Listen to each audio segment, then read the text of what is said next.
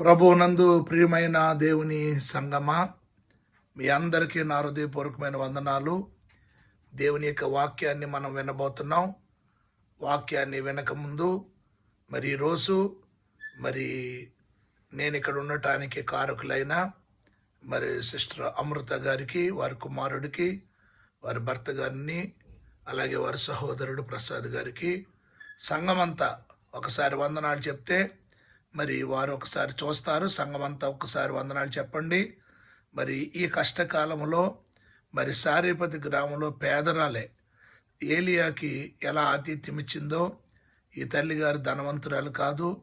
ఎంతోమంది గొప్పోళ్ళు, మరి ధనవంతులు, నన్ను ఎరిగిన వారు, నేను ఎరిగిన వారు ఉన్న ఈ పేద కుటుంబం దైవజనులిద్దరిని, మరి పాస్టమ్మ గారిని, నన్ను మరి ఇక్కడికి వచ్చినప్పటి నుండి మరి దేవుని బిడ్డలారా ఎంతగానో పోషించారు. వారిని బట్టి నేను ప్రభుని స్తుతిస్తున్నాను. అలాగే మరి అభిషేక్ గారిని, దైవజనుల అభిషేక్ గారిని, శ్యామ్ గారిని, సుదర్శన్ పాస్టర్ గారు కూడా వారు పోషించారు. వారిని బట్టి నేను ప్రభుని స్తుతిస్తున్నాను. మరి అమృత గారి కుటుంబానికి మీరందరూ సంఘమంతా వందనాలు చెప్తే మరి మిమ్మల్ని కెమెరాలో వారు చూసి సంతోషిస్తారు.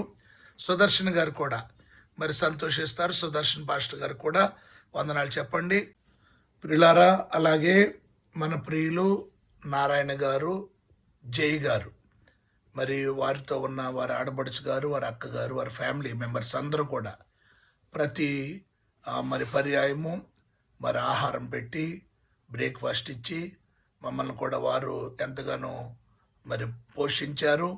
మరి నారాయణ గారికి, జై గారికి, వారి యొక్క అక్క గారికి, వారి ఆడబడుచు గారి కుటుంబానికి కూడా మీరందరూ ఒకసారి వందనాలు చెప్పాలని ప్రభు పేట మనవి చేస్తున్నాను. దేవుడు వారిని, వారి కుటుంబాలను దేవుడు దీవించును గాక. ఓ సోదరా, ఓ సోదరి, రాకడా గురుతులని తెలుసుకోవా, తినుటకు త్రాగుటకు ఇది సమయమా, తినుటకు త్రాగుటకు ఇది సమయమా.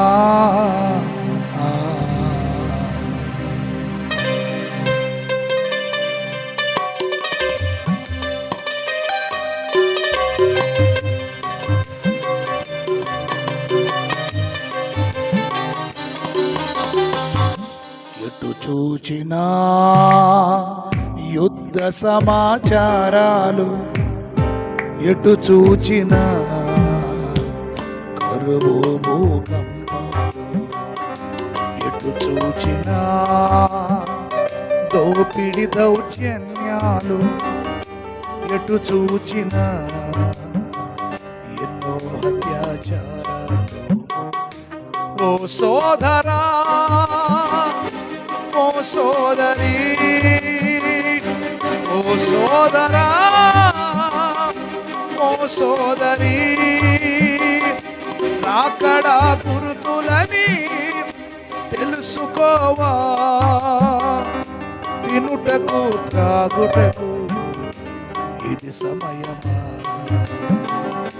తినుటకు త్రాగుటకు ఇది సమయమా. ఎటు చూచినా యుద్ధ సమాచారాలు, ఎటు చూచినా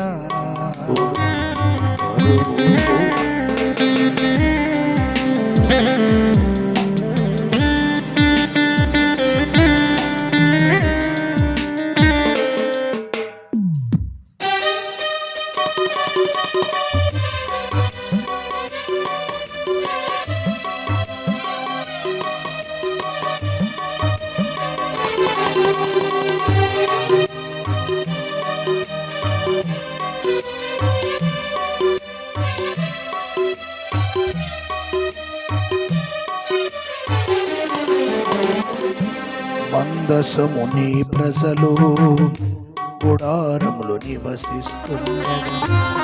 బాబుని సేవకులు దండులో నుండగను.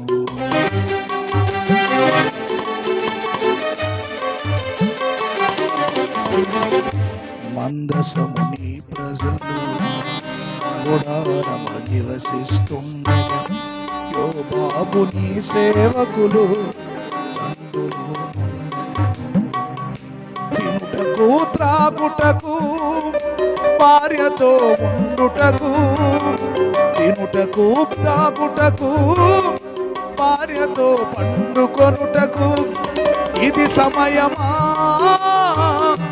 ఇది సమయమాయని ఆనాడు ఊరియా దావీదునడిగాడు. ఈనాడు నిన్ను కూడా ప్రభు అడుగుచున్నాడు. ప్రభువునందు ప్రియమైన దేవుని బిడ్డలారా, మన ప్రభు అయిన యేసుక్రీస్తు నామములో మీ అందరికీ నా హృదయపూర్వకమైన వందనాలు తెలియజేస్తున్నాను. దేవుడు మనల్ని ప్రేమించి ఈ 3వ నెలలో దేవుడు మనకు అనుగ్రహించిన ఈ పునరుద్ధాన ఆదివారాన్ని బట్టి నేను ప్రభుని స్తుతిస్తున్నాను. మరి దేవుని యొక్క సన్నిధిలో మనందరం కూడా జాగ్రత్తగా వాక్యము వినవలసిన వారమై ఉన్నాము. మరి నేను బెహ్రాన్ దేశం నుండి ఈ వాక్యాన్ని లైవ్లో మీకు పంపిస్తున్నాను. చాలా జాగ్రత్తగా వాక్యాన్ని వినాలని మనం చేస్తున్నాను. సమూయేలు మొదటి గ్రంథము 7వ అధ్యాయం 12వ లేఖనాన్ని దయచేసి పాస్టర్ గారు చదువుతారు, మీరు అందరూ వినండి. మొదటి సమూయేలు గ్రంథం లేక సమూయేలు మొదటి గ్రంథము 7వ అధ్యాయం 12వ వాక్యం. అప్పుడు సమూయేలు ఒక రాయి తీసి మిస్పాకును షేనుకును మధ్య దానిని నిలిపి ఇంతవరకు యెహోవా మనకు సహాయము చేసెనని చెప్పి దానికి ఎబెనేజర్ అని పేరు పెట్టెను. ఇలాగున ఫిలిష్తీయులు, ఎబెనేజరు అనగా అర్థం ఏంటంటే సహాయపు రాయి. ఇంతవరకు యెహోవా మనకు సహాయం చేశాను. ప్రభునందు ప్రియమైన దేవుని బిడ్డలారా, ఈ వాక్యాన్ని వీక్షిస్తున్న ప్రపంచంలో ఉన్న తెలుగు వారందరికీ, అలాగే అక్కడ ఉన్న మీ అందరికీ కూడా నేను తెలియజేసేది ఏంటంటే, ఇంతవరకు దేవుడు మనకు సహాయం చేసే దేవుడు. మన దేవుని పేరే సహాయకుడు. విన్నారా?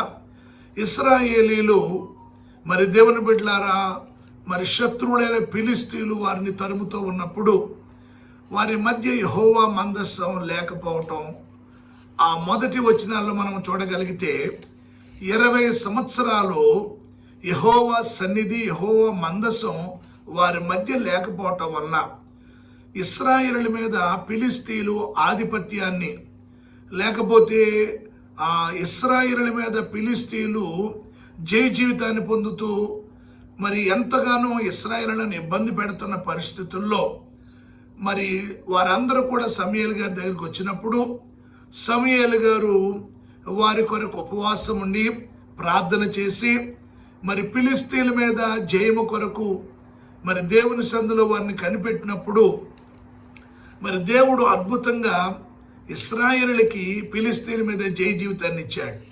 ఫిలిష్తీయులు ఏది దోచుకున్నారు, ఏది ఇశ్రాయేలు యొద్ద నుండి తీసుకుని వెళ్ళారో ఆ సమస్తాన్ని మరలా వారు పొందుకుంటానికి దేవుడు కృప చెప్పాడు. దేవునికి స్తోత్రం. మరి దేవుని బిడ్డలారా, అప్పుడు ఆ దేవుడు వారి పట్ల చేసిన కార్యాలను బట్టి సమూయేలు ఒక అద్భుతమైన మాట అంటాడు. ఏమంటాడంటే, ఎంతవరకు యెహోవా మనకు సహాయము చేశాను. కనుక సహాయం చేశానని చెప్పి దానికి ఎబెనేజర్ అని పేరెట్టాడు. ఎబెనేజరు అనగా సహాయపు రాయి. దేవుని చిత్తమైతే, ప్రభు రాక ఆలస్యమైతే మరి వచ్చే వారంలో ఆ రాయిని గురించి దేవుడు మీతో మాట్లాడతాడు.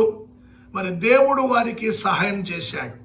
ఈ రోజు నాడు ఈ వాక్యం వింటున్న మీకు కానీ, వాక్యం చెప్తున్న నాకు కానీ, లేకపోతే గల్ఫ్ దేశాల్లో మరి యుద్ధంలో మరి చిక్కుకుపోయిన తెలుగు వారికి కానీ, ప్రపంచ దేశంలో కొన్ని దేశాలు యుద్ధములో చిక్కుకున్న వారందరికీ కూడా మరి దేవుడు మనకు సహాయం చేయాలని పరిశుద్ధాత్మ ప్రేరేపణ ద్వారా ఈ వాక్యాన్ని ప్రభు మనకు బయలుపరిచాడు. దేవుడు మనకు సహాయం చేస్తాడు. ఇశ్రాయేలును కాపాడువాడు కునుకడు నిద్రపోడు. దావీదన్నాడు, కొండల తట్టు నా కనులెత్తుచున్నాను, నాకు సహాయము ఎక్కడి నుండి వచ్చును? యెహోవా వలనే మనకు సహాయము కలుగును. ఆయన సహాయము చేసేవాడు. ఆయన నమ్ముకున్న బిడ్డలను దేవుడు విడిచిపెట్టే దేవుడు కాదు. ఆయన నమ్ముకున్న బిడ్డలను దేవుడు మర్చిపోయే దేవుడు కాదు. వాగ్దానము చేసిన దేవుడు నమ్మదగిన వాడు. దాన్ని నెరవేర్చుటకు ఆయన సమర్థుడు, శక్తిమంతుడై ఉన్నాడు. దేవునికి ఒక్కసారి స్తోత్రాలు చెల్లిందాం. హల్లెలూయా. కనుక దేవుని బిడ్డలారా, మనకు దేవుని యొక్క సహాయం వస్తుంది. మరి ఒక దినాన్న మొద్దుకై ఎస్తేరుతో అంటున్న మాట ఏంటంటే, మరి నువ్వు రానివు కదా, నీ వలన ఒకవేళ యూదులకు సహాయము కలగకపోతే మరొక వైపు నుండి యూదులకు దేవుడు సహాయం చేస్తాడని చెప్పాడు. కనుక నేను చెప్పేది ఏంటంటే, దేవుడు మనకు సహాయం చేస్తాడు.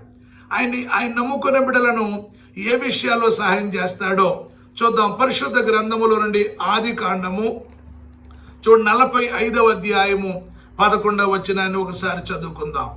ఇకను 5 కరువు సంవత్సరములు వచ్చును. 5 కరువు సంవత్సరములు వచ్చును గనుక నీకును నీ ఇంటి వారికి నీకు కలిగిన అంతటికి పేదరికము రాకుండా అక్కడ నిన్ను పోషించెదను అన్నాడని చెప్పుడి. ఇదిగో మీతో మాట్లాడుచున్నది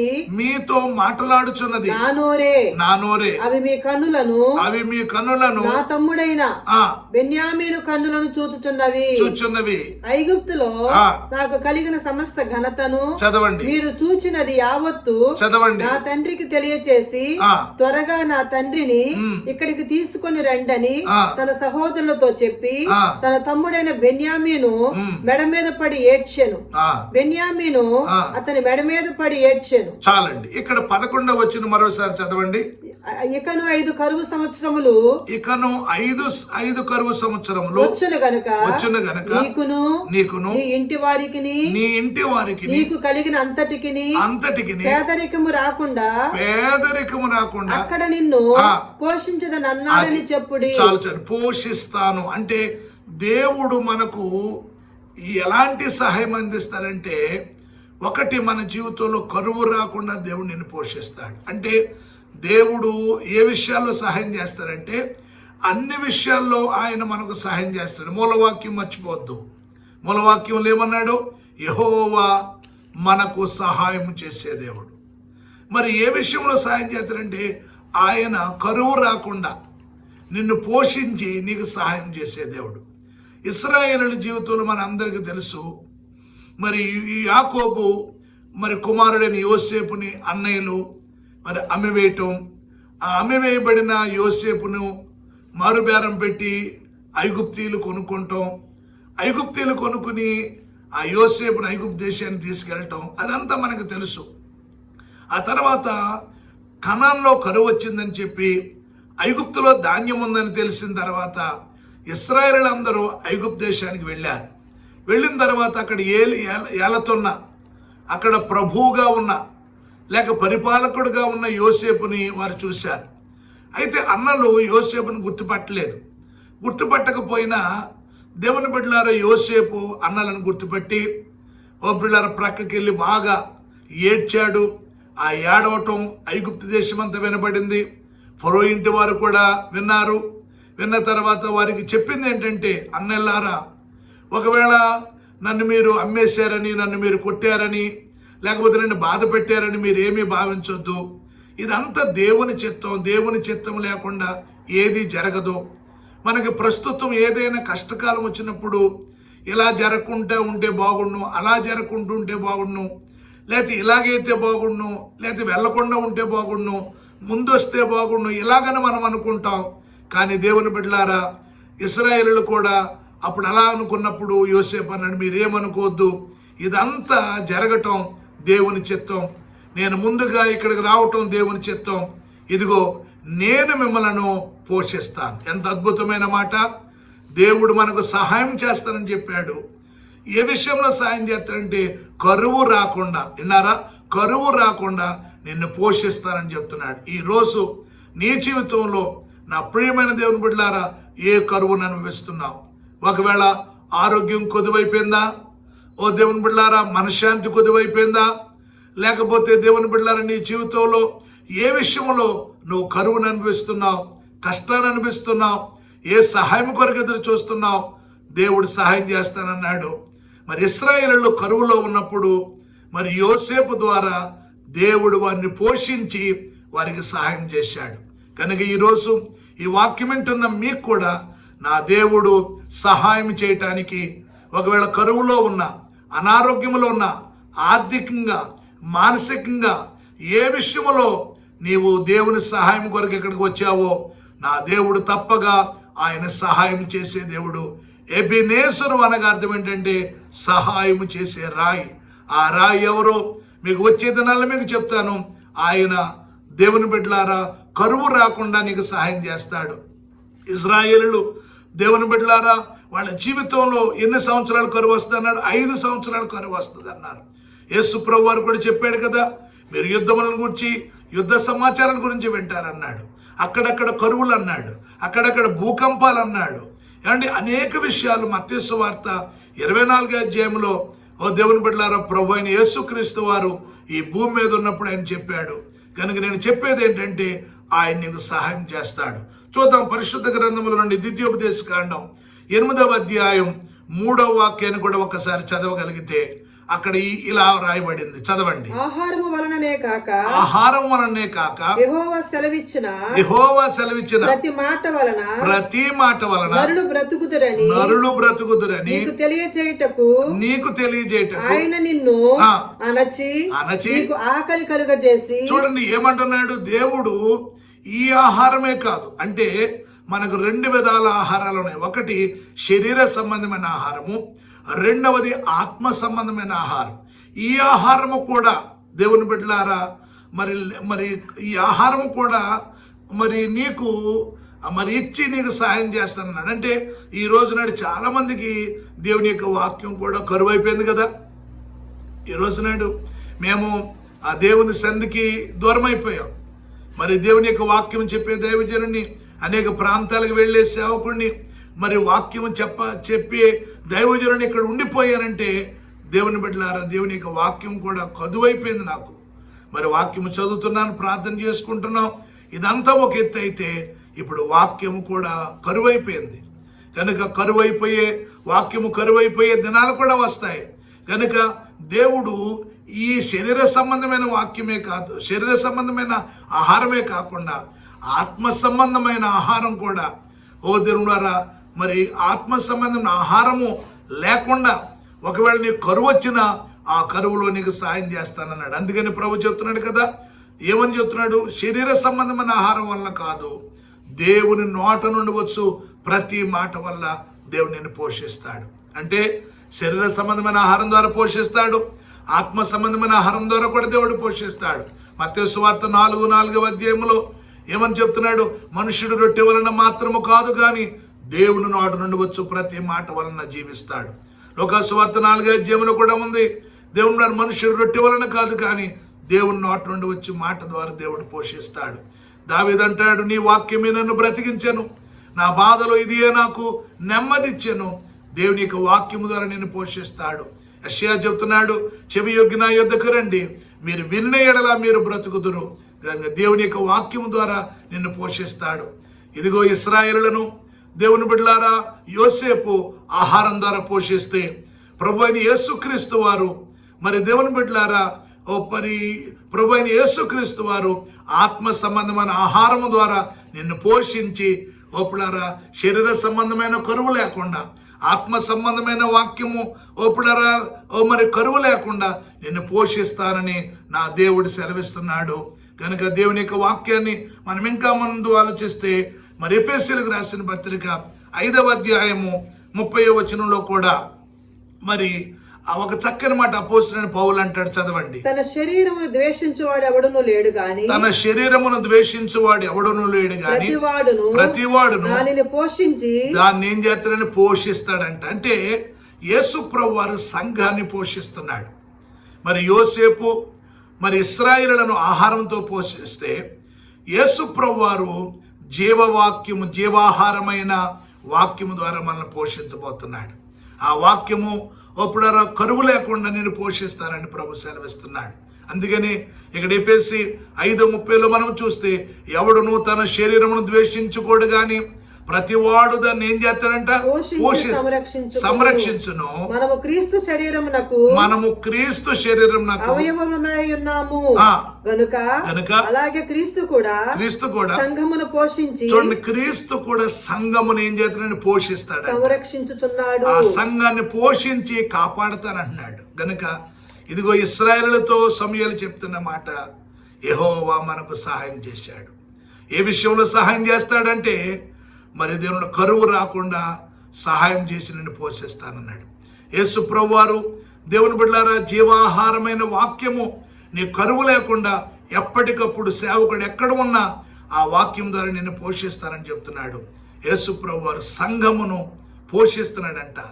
ఎన్నారా సంఘమును పోషిస్తాడు. ఎవడు తన శరీరమును ద్వేషించుకోడు కానీ ప్రతివాడు దాన్ని పోషించి సంరక్షించుకుని హేతువు చేత క్రీస్తు కూడా తన సంఘమును పోషించి సంరక్షిస్తాడు. దేని ద్వారా పోషిస్తాడంటే దేవుని యొక్క వాక్యము ద్వారా. ఒప్పుడారా ప్రార్థనలో, ఆరాధనలో, దేవుని సన్నిధి, దేవుని యొక్క ఒప్పుడారా పెన్నిధిలో మన అందరం ఉండటం వల్ల ఆత్మీయంగా మనల్ని పోషిస్తానని ప్రభు సెలవిస్తున్నాడు. దేవుని ఒప్పుడారా ఈ వాక్యాన్ని బట్టి ఒక్కసారి 3 సార్లు స్తోత్రం చెప్తారా? గట్టిగా హల్లెలూయా, హల్లెలూయా, హల్లెలూయా. కనుక మరలా చాలా జాగ్రత్తగా అర్థం చేసుకోండి. సమూయేలు గారు ఇశ్రాయేలుతో అన్న మాట మరొకసారి అర్థం చేసుకోండి. ఆయన మనకి ఏం చేస్తాడండి? సహాయం చేయవాడు. మరి ఏ విషయంలో సహాయం చేస్తాడు? ఆయన మనలను మరి కరువు రాకుండా పోషించి మనకు సహాయం చేస్తాడు. అలాగే ఆత్మీయ ఆహారం ద్వారా ఆత్మీయంగా మనము ఎక్కడ కూడా జారిపోకుండా, పడిపోకుండా, తొట్టిల్లిపోకుండా వాక్యమని ఆహారం ద్వారా ఆయనను పోషించి నిన్ను కాపాడే దేవుడు. కనుక ఇశ్రాయేలుని కాపాడువాడు కునుకాడు, నిద్రపోడు. ఇంకా కొన్ని వాక్యాలు మనం ధ్యానిద్దాం. పరిశుద్ధ గ్రంథం నుండి చూద్దాం. ఆదికాండం 48వ అధ్యాయం 15వ వాక్యం మనం చూడగలిగితే, అతడు యోసేపును దీవించి నా పితరులైన అబ్రహాము ఇసాకులు ఎవని ఎదుట నడుచుచుండిరో ఆ దేవుడు నేను పుట్టినది మొదలుకొని నేటి వరకును ఎవడు నన్ను పోషించెను. చూడండి, ఎవరు నన్ను పోషించెరు ఆ దేవుడు అనగా సమస్తమైన కీడులలో నుండి నన్ను తప్పించిన దూత నీ పిల్లలను ఆశీర్వదించునుగాక. దేవునికి స్తోత్రం. కనుక ఈ వాక్యాన్ని మీరు బాగా అర్థం చేసుకోండి. నా అంశం మర్చిపోవద్దు. ఆయన మనకు సహాయం చేసే దేవుడు. మరి ఏ విషయంలో సహాయం చేస్తారంటే, మరి కరువు రాకుండా నిన్ను పోషించి నీకు సహాయం చేస్తాడు. ఆత్మీయంగా నువ్వు పడిపోకుండా ఆత్మీయ ఆహారం పెట్టి నిన్ను పోషించి ఓపులరా నీకు సహాయం చేస్తాడు. అలాగే ఒక్కొక్కటి మనం ధ్యానించాం. ఇక్కడ యాకోబు మరి దేవుని బిడ్డలారా ఐగుప్తు దేశానికి వెళ్ళాడు. ఐగుప్తు దేశంలో యోసేపు యొక్క 2 కుమారులను చూశాడు. ఒక ఆయన పేరు దేవుని మనష్షే, 2 ఆయన పేరు ఎఫ్రాయిం. ఈ 2 కుమారులను చూసి యాకోబు అన్నాడు, నాయనా ఈ పిల్లలిద్దరు ఎవరి పిల్లలు అనగానే అప్పుడు దాకా యాకోబుకు తెలియదు. యాకోబు తెలిసింది ఏంటంటే యోసేపు చనిపోయాడు. యోసేపు చనిపోయాడనే తెలుసు. అన్నలు తీసుకొచ్చి మరి రక్తమడుగులో ఉన్న ఒక వస్త్రాన్ని ఒక చొక్కాయిని ఇచ్చి, నాన్నగారు ఇది మాత్రమే దొరికింది, ఇది మాత్రమే లభించింది అన్నప్పుడు యాకోబు తలడిల్లిపోయాడు, ఏడ్చాడు. అదంతా ఓపుడారా మనకు తెలిసిన విషయమే. ఆ తర్వాత యాకోబు దృష్టిలో ఓపుడారా యోసేపు చనిపోయాడని తెలుసు. మరి దేవుని రాహేలుకు పుట్టిన బెన్యామీను ఒక్కడే ఉన్నాడు. యోసేపు లేడని అనుకున్నారు. ఆ తర్వాత కొంతకాలమైన తర్వాత దాదాపు మరి 16 సంవత్సరాలు అయిపోయిన తర్వాత దేవుని బిడ్డలారా ఆ యాకోబు మరి ఆ యోసేపును దేవుడు దీవించటం, యోసేపును ఆ బంధకాల నుంచి విడిపించటం, ఆ దేశానికి ఒక రాజుగా చేయటం, ఆ దేశంలో ఒక అమ్మాయితో పెళ్ళవటం, ఆ పెళ్ళైన తర్వాత ఆ యోసేపుకి 2 పిల్లలు పుట్టడం, ఇదంతా యాకోబు గారికి తెలియదు.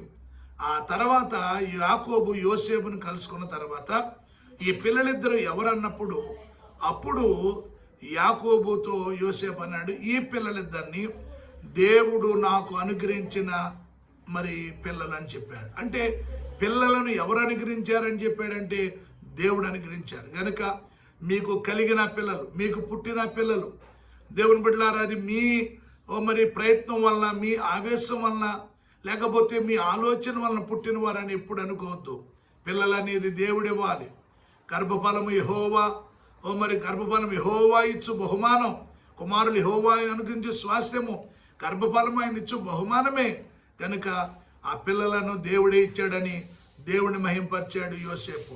ఆ తర్వాత ఆ యోసేపు దేవుని పిల్లలిద్దరిని మరి దీవించటానికి మరి యాకోబు దగ్గరికి వచ్చి వాళ్ళు ఎలా దీవిస్తున్నాడో మరోసారి చదువుతారా? 45 అధ్యాయము 48 అధ్యాయం 15 వచ్చిన 48-15 ఆదికాండం. అతడు యోసేపును దీవించి నా పితరులైన అబ్రహాము, చూడండి, నా పితరులైన అబ్రహాము, ఇస్సాకులు ఎవని ఎదుట నడుచుచుండిరో ఆ దేవుడు నేను పుట్టినది మొదలుకొని నేటి వరకును ఎవరు నన్ను పోషించెను. చూడండి, యాకోబు అన్నాడు, ఎవరు నన్ను పోషించారో ఆ దేవుడు. ఆగండి, ఎవరు నన్ను పోషించాడో, నన్ను పోషించిన దేవుడు, నన్ను కాపాడిన దేవుడు, నన్ను భద్రపరిచిన దేవుడు, నాకు ఈ స్థితి ఇచ్చిన దేవుడు ఎవరు అది చెప్తున్నాడు యాకోబు. ఈ రోజు నాడు ప్రతి ఒక్కరూ కూడా మనం ఏ స్థితిలో ఉన్నా, ఎక్కడ ఉన్నా, ఓ దేవుడు అలా ఉండటానికి కారకుడు ఎవరు అనేది మనం ఎప్పటికీ మర్చిపోకూడదు. ఈ రోజు నాడు నువ్వు ఇబ్బందుల్లో ఉండొచ్చు, ఈ రోజు నాడు నువ్వు సంతోషంలో ఉండొచ్చు, దేవుని బిడ్డలారా నువ్వు ఇరికించబడొచ్చు, నువ్వు విడిపించబడొచ్చు. నువ్వే పరిస్థితుల్లో ఉన్నా ఆ పరిస్థితులన్నిటి నుండి విడిపించగలిగిన వాడు దేవుడు ఒక్కడే. అది అనారోగ్యం అవ్వచ్చు, అది ఆర్థిక సమస్య అవ్వచ్చు, అది కరువు అవ్వచ్చు, అది దేవుని బిడ్డలారా నిరుద్యోగం అవ్వచ్చు, అది లేకపోతే అవివాహితం అవ్వచ్చు, లేకపోతే ఆ పిల్లలు లేని స్థితి అవ్వచ్చు, గృహము లేని పరిస్థితి అవ్వచ్చు. అది ఏ స్థితి అయినా ఇదిగో యాకోబు అన్నాడు, మరి ఏమన్నాడండి, ఎవరు నన్ను కాపాడారు, ఈ స్థితిలో ఉండటానికి కారకుడు ఎవరు. ఎంత అద్భుతమైన మాట. మరోసారి చదువుతారు పాస్టమ్ గారు, వినండి. ఎవడు ఆ దేవుడు నేను పుట్టినది మొదలుకొని నేటి వరకును ఎవరు నన్ను పోషించెను. చూసారు, ఎవరు నన్ను పోషించారు ఆ దేవుడు అనగా సమస్తమైన కీడులలో నుండి నన్ను తప్పించిన. ఏం చేశాడు? తప్పించాడు. యాకోబును తప్పించిన దేవుడు మన సేవకులను దేవుడు తప్పించడా? ఆమేనండి. యాకోబును విడిపించిన దేవుడు మన సేవకులను విడిపించడా? నిబ్బరం కలిగి ఉండాలి, ధైర్యం కలిగి ఉండాలి, కుమిలిపోకూడదు, అసహనం ఉండకూడదు. దేవుడు చేసిన కార్యాలు తలపోసుకోవాలి. ఎవరు నన్ను తప్పించను ఆ దేవుడు అనగా సమస్తమైన కీడులలో నుండి నన్ను తప్పించిన దూత నీ పిల్లలను ఆశీర్వదించునుగాక. హల్లెలూయా. గనుక యాకోబు అంటున్న మాట, నన్ను పోషించాడు. కనుక మన అంశం ఏంటంటే దేవుడు నీకు సహాయం చేస్తాడు. ఏ విషయంలో సహాయం చేస్తాడయ్యా అంటే కరువు రాకుండా సహాయం చేసి నిన్ను పోషిస్తాడు. కనుక ఇశ్రాయేలును పోషించిన దేవుడు, యోసేపును పోషించిన దేవుడు. ఓ యోసేపు ఇశ్రాయేలులను పోషించిన ఒప్పుడారు దేవుడు. ఇదిగో యాకోబును పోషించారని చెప్తున్నాడు. ఎన్నోసార్లు మాంగారి చేత మోసపోయాడు, ఎన్నో ఇబ్బందులు పడ్డాడు యాకోబు. దేవుని బిడ్డలారా అంత తేలిగ్గా ఒకడు తన జీవితంలో ఆశీర్వాదం పొందలేదు. తరమబడ్డాడు, అవమానపరచబడ్డాడు, నిందించబడ్డాడు. కష్టాల కొలుములో నుండి దేవుని బిడ్డలారా దేవునితో పెనుగులాడాడు, మగసిరి కలిగి దేవునితో పోరాడాడు. నా ప్రియమైన దేవుని బిడ్డలారా యాకోబు అన్నాడు, ఎవరు నన్ను పోషించారో ఆ దేవుడే నీ పిల్లలను ఆశీర్వదిస్తాడు. కనుక ఈ రోజు నాడు నేను చెప్పిన ఒకే ఒక మాట ఏంటంటే, దేవుడు నీకు సహాయం చేస్తాడు. ఎబెనేజరు అనగా సహాయపు రాయి. ఆ రాయి ఎవరు? వచ్చేవారు మీకు చెప్తాను. ఆయన సహాయం చేసే దేవుడు. ఏ విషయాల్లో సహాయం చేస్తాడంటే, కరువు రాకుండా సహాయం చేస్తాడు. ఎవరెవరికి చేశాడో లేఖనాల ప్రియులారా మనం చూసాం. రెండవదిగా ఆయన నడిపించే దేవుడు. ఆమెను చెప్పండి గట్టిగా. నడిపించే దేవుడు. పరిశుద్ధ గ్రంథములో నుండి చదవండి. ఆది కాండము 28వ అధ్యాయం 15వ వచనంలో మనం చూస్తే, మరి యాకోబు తన తండ్రి ఇంటి నుండి బయలుదేరి ఆయన మేనమామ గారి ఇంటికి వెళ్తున్నప్పుడు దేవుని యొక్క ప్రత్యక్షత అతనికి జరిగింది. ఒక నుచ్చిని పైనుంచి కింద వరకు ఎక్కటం దిగటం పిల్లరా అక్కడ మనం చూస్తాం. అక్కడ యాకోబు ఒక రాయిని తలగడగా చేసుకుని ఆ రాయి మీద పండుకున్నప్పుడు దేవుని దర్శనం చూశాడు. ఆ దేవుని దర్శనం చూసిన యాకోబుతో దేవుడు చెప్తున్న మాట 15వ వచనం చదవండి. ఇదిగో నేను నీకు తోడైయుండి, ఇదిగో నేను నీకు తోడైయుండి, నీవు వెళ్ళు ప్రతి స్థలమందు, నీవు వెళ్ళు ప్రతి స్థలమందు నిన్ను కాపాడుచు, నీ దేశమునకు నిన్ను మరలా రప్పించెదను. నేను నీతో చెప్పినది నెరవేర్చు వరకు నిన్ను విడువనని చెప్పగా యాకోబు నిద్ర తెలిసి, చాలు ఏం చెప్పాడు? నిన్ను కాపాడతాను, నిన్ను మరలా నీ దేశమునకు నిన్ను రప్పిస్తానంటే నడిపిస్తాను అంటే దేవుడు మనకు ఏ విషయంలో సాయం చేస్తానంటే, తిరిగి నువ్వు ఎక్కడ ఉన్నా నీ గమ్యస్థానానికి దేవుడు నిన్ను నడిపించబోతున్నాడు. దేవునికి స్తోత్రం చెప్పండి గట్టిగా. ఆయన మొదటి మాట పోషిస్తారని చెప్పాడు. మన అంశం ఏంటంటే, ఆయన సహాయం చేస్తాడు. ఎలాంటి సహాయాలు చేస్తాడంటే, ఒకటి నిన్ను పోషిస్తాడు, రెండవది నిన్ను నడిపిస్తానని చెప్తున్నాడు. విన్నారా? హిజ్కియా కూడా అంటాడు కదా, నేనేమందును, యెహోవా నాకు మాట ఇచ్చాడు, ఆయనే ఆ మాట నెరవేరుస్తాడు. నా సంవత్సరములన్నీ నేను మెల్లగా నడుచుకుందును, నడిపించుచున్నాడు నజరేయుడు. అది గాఢాంధకారమైన, కన్నీటిలోనైనా, అగ్నిగుండమైన, సింహాల బోన్లైనా, అది దేవుని బిడ్డలారా యుద్ధ మేఘాలైనా, అది బాంబుల వర్షమైన, అన్నిటిలో నుండి దేవుడు నిన్ను కాపాడి తప్పించి నీ స్వదేశమునకు దేవుడు నిన్ను నడిపించబోతున్నాడు. ఈ వాగ్దానం నాకు ఒక్కడికే కాదు. ఈ వాగ్దానం ఒక ఆసాబు గారితో ఉన్న మనుషులకే కాదు, కానీ ప్రపంచంలో ఉన్న ప్రతి ఒక్కొక్కరికి దేవుడు వాగ్దానం చేస్తున్నాడు. ఆయన నడిపించబోతూ ఉన్నాడు, నడిపించి నీకు సహాయం చేయబోతున్నాడు. చూద్దాం. ఆ యెషయా గ్రంథం 42వ అధ్యాయం 16వ వచనం కూడా చదవండి. యెషయా గ్రంథం 42:16. వారు ఎరుగని మార్గమున గుడ్డి వారిని తీసుకొని వచ్చెదను. చూడండి, వారు ఎరుగని మార్గమున గుడ్డి వారిని తీసుకొని వచ్చెదను. వారు ఎరుగని త్రోవలలో వారిని నడిపింతును. చూడండి, ఎరుగని త్రోవలలో అంటే మనం తెలియని మార్గముల గుండా. విన్నారా? అందుకని మోషేతో దేవుడు అంటున్నాడు, ఇదిగో సాగిపో, నా సన్నిధి నీకు తోడుగా ఉంటది. మీరు వెళ్ళుచున్న మార్గము ఇంతకు ముందు వెళ్ళిన మార్గము కాదు. స్తోత్రం చెప్పండి గట్టిగా. కనుక ఈ రోజు నాడు మమ్మలను కూడా ఎరుగని మార్గంలో, మేము ఒకలాగా రావాలనుకుంటున్నాం, ఒకలాగా ప్రయాణం చేయాలనుకుంటున్నాం, ఒకలాగా ఇండియాకు రావాలనుకుంటున్నాం. దేవుడు ఎరుగని మార్గంలో, తెలియని మార్గంలో పిల్లారా ఆయన మమ్మల్ని నడిపించి మాకు సహాయం చేయబోతున్నాడు. ఆయన సహాయకుడండి. విన్నారా? ఆయన సహాయం చేసే దేవుడు, ఆయన సహాయం చేసే చేతులు, ఆయన సహాయం చేసే కన్నులు, ఆయన సహాయం చేసే మనస్సు, ఆయన సహాయం చేసే లక్షణమైంది.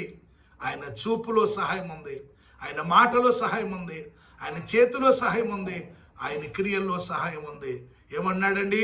యెషయా గ్రంథం కింద మాట చూస్తే అప్పుడారా చూడండి, 42:16 కింద మాటలో ఎరుగని మార్గములో. చెప్పండి, ఏ మార్గం? ఎరుగని త్రోవలలో వారిని నడిపిస్తాడు. వారి ఎదుట చీకటిని వెలుగుగాను వంకర త్రోవలను చక్కగా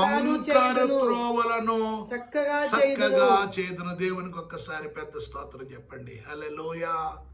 కనుక చీకటిని వెలుగుగా చేసే దేవుడు, వంకర త్రోవలను చక్కని ద్వారంగా, చక్కని మార్గం, నేను వారిని విడువక ఈ కార్యములను చేయుదును. దేవునికి స్తోత్రం. విడిచిపెట్టే దేవుడు కాదు. కనుక సమూయేలు ఇశ్రాయేలుతో అన్నాడు, ఆయన మీకు సహాయం చేస్తాడు. కనుక ఫిలిష్తీయులు దేవుని బిడ్డలారా, ఇశ్రాయేల్ మీదకి దాడి చేస్తున్నప్పుడు, శత్రువులు పొంచుకున్నప్పుడు, శత్రువులు చుట్టూ గట్టేసినప్పుడు, శత్రువుల యొక్క కవచకంలో చిక్కున్నప్పుడు దేవుడు ఎబెనేజరుగా సహాయం చేసే దేవుడిగా వారికి ఉన్నాడు. దేవుని బిడ్డలారా, ఇశ్రాయేలు కరువుతో ఉన్నప్పుడు వారికి ఆహారమునిచ్చి పోషించి వారికి సహాయం చేశాడు. దైవజనమ, సంఘాన్ని వాక్యము ద్వారా మీ జీవితంలో మరి ఏ ఆత్మీయ కరువు లేకుండా వాక్యమని ఆహారం ద్వారా మిమ్మల్ని పోషించి మీకు సహాయం చేస్తున్నాడు. రెండవదిగా ఆయన నడిపిస్తున్నాడు. హిజ్కియా ప్రతికూల పరిస్థితుల్లో హిజ్కియా నడిపించాడు. దైవజనమ, దేవుని యొక్క వాక్యములో యాకోబు దేవునిలా తన తండ్రి ఇంటిని విడిచిపెట్టి మరి చీకట్లో మరి ఒంటరిగా ఉన్నప్పుడు, శత్రువు తరుముతున్నప్పుడు, అన్న చంపాలని చూస్తున్నప్పుడు యాకోబుకు దేవుడు తోడుగా ఉండి సహాయం చేసి నడిపించాడు. ఇదిగో వంకర మార్గంలో ఉన్న అప్పుడు పరిస్థితులు ప్రతికూలంగా ఉన్న చీకట్లో ఉన్న వాళ్ళ మా జీవితాలను వెలుగుగా మార్చి ఒక తిన్నని మార్గంలో నడిపిస్తానన్నాడు, సహాయం చేస్తానన్నాడు. వాగ్దానం చేసిన దేవుడు, నమ్మదగిన దేవుడు, దాన్ని నెరవేర్చడానికి సమర్థుడు.